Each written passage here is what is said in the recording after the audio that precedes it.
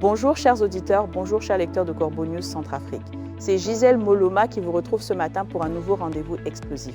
Aujourd'hui, on va parler d'une réalité qui déchire le cœur de la Centrafrique. Un régime qui semble déterminé à achever son propre peuple. Un cri d'alarme retentit, celui de Raymond Adouma. Bonjour Aline Bazoli, prête à décrypter cette triste vérité avec nous. Bonjour Gisèle Moloma, absolument prête. Et oui, c'est un constat accablant que nous livre l'ancien ministre Raymond Adouma, un constat qui nous vient des ondes de la radio Ndeke Luka. Il a vertement critiqué la reconduction de l'équipe gouvernementale, pointant du doigt l'effondrement social du pays et une misère qui n'en finit plus de grandir pour la population. Ah, la fameuse reconduction. On s'attendait à des changements, des souffles nouveaux, et on se retrouve avec les mêmes figures qui nous ont menés là où nous sommes. Mais dis-moi Aline Bazoli, cet Adouma, il est de l'opposition, n'est-ce pas? Il a des chiffres concrets pour étayer ses dires. Oui, tout à fait Gisèle Moloma. Raymond Adouma est un membre actif de l'opposition rassemblé au sein du BREDC. Son intervention s'est appuyée sur un constat d'échec généralisé qui frappe directement la survie quotidienne des citoyens. Et les chiffres sont là, malheureusement. Il a révélé, et je cite, « Les données partagées décrivent une réalité insoutenable pour la majorité des foyers centrafricains. 3 citoyens sur 4 survivent actuellement sous le seuil de pauvreté avec un revenu inférieur à 1000 francs par jour. » Fin de citation.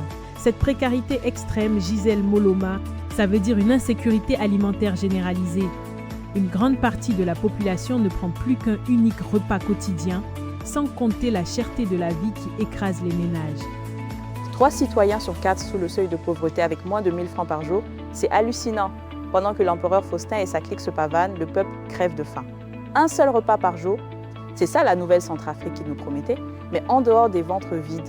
Est-ce qu'il a parlé des services publics, de la santé, des routes?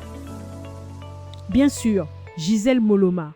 La critique de Raymond Adouma s'étend de manière tranchante au secteur de la santé publique et aux infrastructures de base.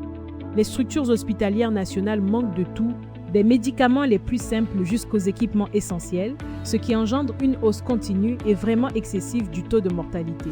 Quant aux routes nationales, elles sont tout simplement inexistantes, réduites à de simples pistes de poussière qui isolent les provinces du reste du pays et étouffent l'économie.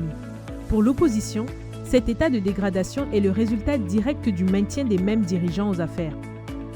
Le maintien des mêmes, on en revient toujours là. L'empereur Faustin Archange Touadéra préfère s'entourer de fidèles, même s'ils sont incompétents, plutôt que de gens capables de sortir le pays de ce gouffre. C'est ça. La loyauté politique au détriment de la vie des Centrafricains. Exactement, Gisèle Moloma, c'est le cœur du problème.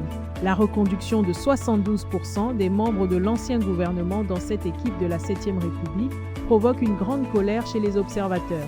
Raymond Adouma dénonce le maintien de personnalités qu'il qualifie d'incapables.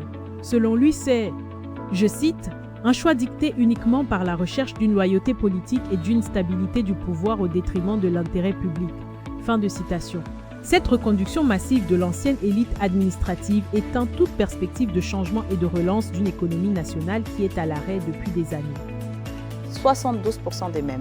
C'est un déni de démocratie, un doigt d'honneur envoyé au peuple. Et pendant ce temps, les richesses du pays, elles partent où? Aline Bazoli, on nous parle toujours des mines, de l'or, des diamants, qui en profitent?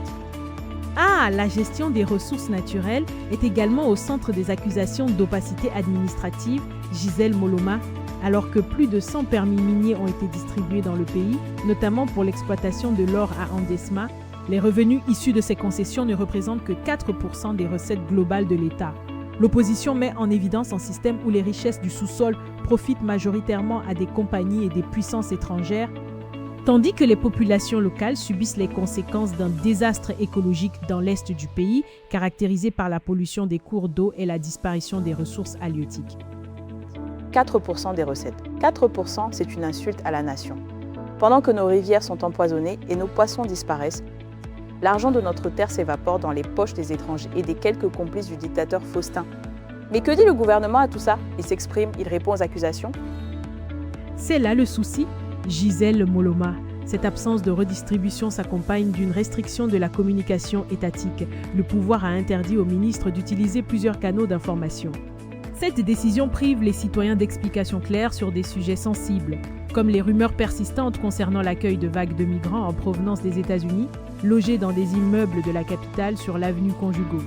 En se murant dans le silence et en refusant de débattre sur les plateaux radiophoniques, les représentants du pouvoir montrent une absence totale de redevabilité, confirmée par l'absence de 4 ministres lors du tout premier Conseil des ministres présidé par le chef de l'État. Des migrants américains logés sur l'avenue Conjugo et personne pour s'expliquer, c'est le monde à l'envers. On marche sur la tête. Le dictateur Faustin et ses ministres préfèrent le silence radio plutôt que de rendre des comptes. C'est ça la démocratie qu'ils nous vendent, une démocratie où le peuple n'a pas droit à la vérité. Merci beaucoup Aline Basoli pour ce décryptage qui, encore une fois, nous ouvre les yeux sur la réalité amère de la Centrafrique. Merci à vous Gisèle Moloma. Cet article rédigé par notre directeur de publication, M. Alain Zilo, est malheureusement criant de vérité. Pour tous ceux qui souhaitent nous contacter, réagir ou nous faire part d'informations, Corbeau News Centrafrique est joignable par téléphone ou WhatsApp au numéro suivant, le +2 36 75 72 18 21 ou le 70 16 44 65. Merci de nous avoir écoutés et à très bientôt.